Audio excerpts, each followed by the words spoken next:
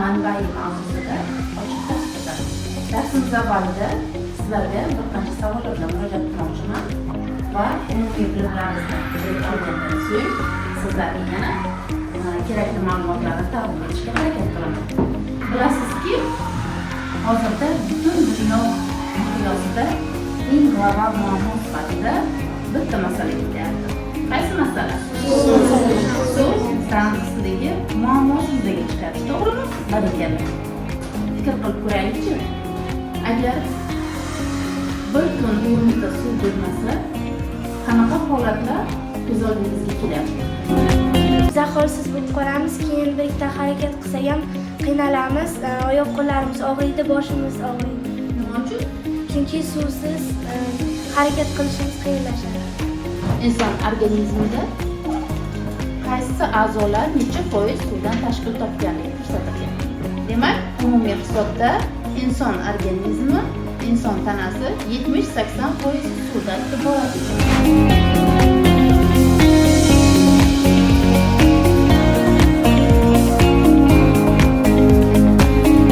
Yer sharida necha foiz suvlik bor ekan? 71% suvlikdan tashkil topgan ekan. 71% suvlikni dunyoda mavjud bo'lgan 100% suvimiz deb hisoblasak, shundan bor yo'g'i 3% ginasi ichishga yaroqli bo'lgan chuchuk suvlar hisoblanadi. Yaqin kelajakda yuzaga kelishi mumkin bo'lgan suv tanqisligi muammosini oldini olish uchun bugun biz qanday harakatlanishimiz kerak? Qanaqa chora-tadbirlarni ko'rishimiz kerak? Qani bu haqda fikrlaringizni eshitib ko'rsam. Qo'limizni yuvayotganda katta bosim bilan suvni ochmasligimiz kerak, chunki shu katta bosim bilan suvni ochib qo'limizni yuvsak, ancha suv isrof bo'ladi. Jumrakni ochib qo'ymasligimiz kerak. Agar ochib qolgan bo'lsa, ko'p suv ketib qolmasin, yopish kerak. Suvni asrash mavzusidagi videoroliklarni qo'ydiraman va darsimizni mustahkamlash jarayonida darsimiz so'ngida siz bugungi darsdan chiqargan xulosalaringizni menga aytib berasiz.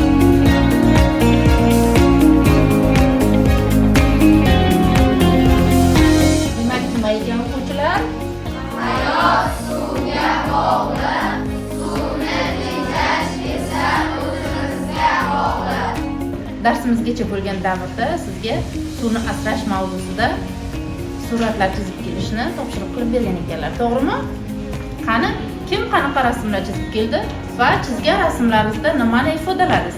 Ikkita rasm chizilgan. Birinchi rasmda suvni isrof qilib, rasvo suv kelib o'simlikka qo'yilibdi. O'simlik esa qurib ketib, tomirlari o'lib. Bu esa yer sharini yarmida rasvo suvlarning ko'pligidan yerlar qurib ketib, daraxtlar o'smay qolgan, suv behudagi mamlaqa oqizib qo'yilgan. Suvni tejash kerak, tishlarni yuvayotganda jumrakni ochib qo'ymaslik kerak.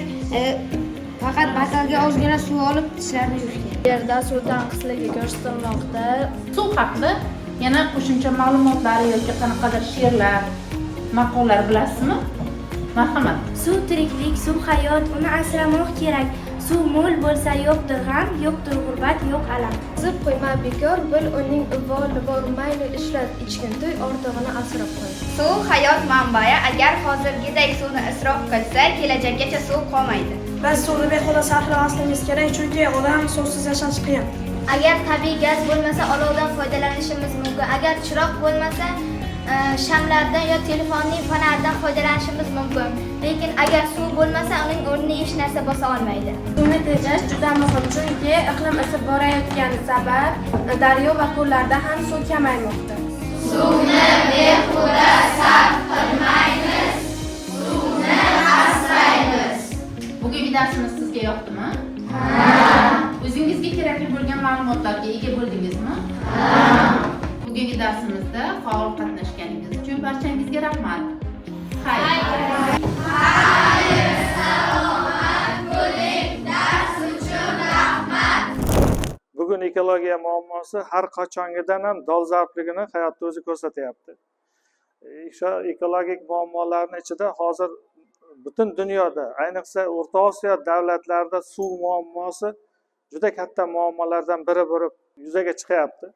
Buni suvni asrash, boridan tejab tergab foydalanish, haqida biz bugun yosh avlodni yoshligidan boshlab, maktabdan, bog'chadan boshlab tushuntirib, ularni ongiga to'g'ri tushunchalar berib borsak va har birimiz suvni asrasak, mana shu muammolarni ozgincha bo'lsa ham bartaraf qilgan bo'lamiz, oldini olgan bo'lamiz. Shu maqsadda bugun o'sha Navoiy suv ta'minoti jamiyati bilan hamkorlikda bugun sinflarda ochiq dars tushuntirishlari olib bordik. O'quvchilar ongiga o'sha suvdan qanday foydalanish kerak, maktabda, uyda qanday foydalanish kerak, qanday tejash kerak, uni ifloslanishini oldini olish bo'yicha o'quvchilarga chiroyli ochiq darslar tushuntirishlari olib borildi. Ayniqsa bugungi suv muammosini barchamiz 7 yoshdan 70 yoshgacha umuman O'zbekistonning barcha fuqarolari tushunib yetishi, uni asrashi bu menimcha barchamizni insoniy burchimiz ekanligini bugun tushunib o'tyapmiz va hayot o'zi isbotlab beryapti.